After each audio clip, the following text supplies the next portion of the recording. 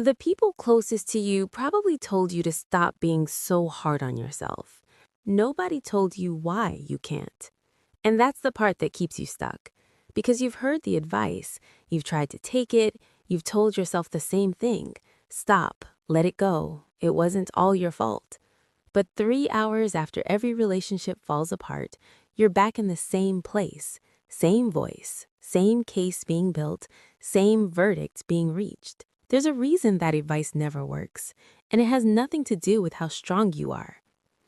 Here's what actually happens inside that pattern.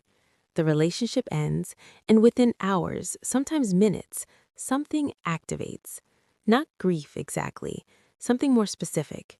Your brain starts going backwards through every conversation, every moment you needed something, every time you were too emotional, too available, too much, or somehow not enough. It's not looking for closure, it's looking for the thing you did wrong, and it always finds something.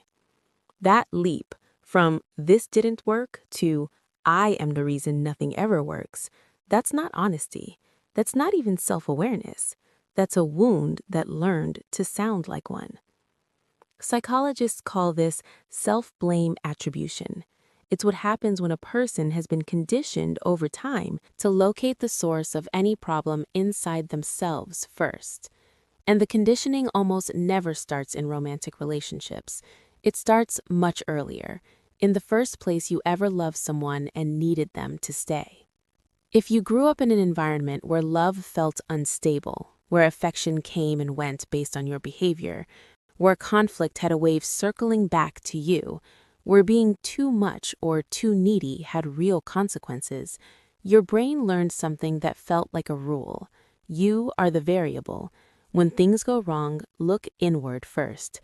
Fix yourself and things will stabilize. That rule kept you safe once. It gave you a sense of control in a situation where you had very little. The problem is, your nervous system never filed it under childhood only. It filed it under always. So now, every time something ends, the rule activates automatically before you've even processed that it's over. And the self-hatred that follows isn't cruelty, it's your nervous system doing exactly what it was trained to do, locating the problem, building the case, reaching the verdict fast enough that you feel like you understand what happened, because understanding it, even if the understanding destroys you, feels safer than sitting inside the uncertainty of not knowing. If nobody in your life talks about things like this, Mind Blossom does. Subscribe. But here's what that pattern is actually costing you. Not just the relationships, the version of yourself you keep abandoning inside every ending. The one who needed something and apologized for needing it. The one who felt too much and learned to hide it. The one who started agreeing with the verdict before anyone even asked for it. You have been shrinking yourself to fit inside relationships and then blaming yourself when you still didn't fit. That is not a you problem. That is what happens when someone spends years trying to be the right size for people who were never going to be the right fit. The pattern doesn't break by trying harder to stop being hard on yourself. That's just another version of the same loop.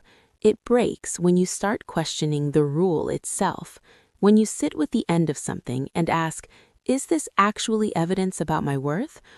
Or is this just two people whose wounds didn't heal each other the way they hoped? A relationship ending is information, timing, compatibility, two people at different stages of their own healing. It is almost never one person's fault entirely, and it is never a final verdict on what you deserve from love. You are allowed to grieve something without turning the grief into a weapon. You are allowed to look at what you could do differently without that question becoming a life sentence. You are allowed to let something end and still believe something better is coming, not because you finally fixed whatever was wrong with you, but because there was never as much wrong with you as that voice insisted. The people who told you to stop being so hard on yourself were right. They just couldn't tell you what was making it so hard to stop. Now you know. This video is for educational purposes only and is not a substitute for professional mental health support. If this pattern feels like something you're living inside right now, please speak to someone qualified to help you find your way through it.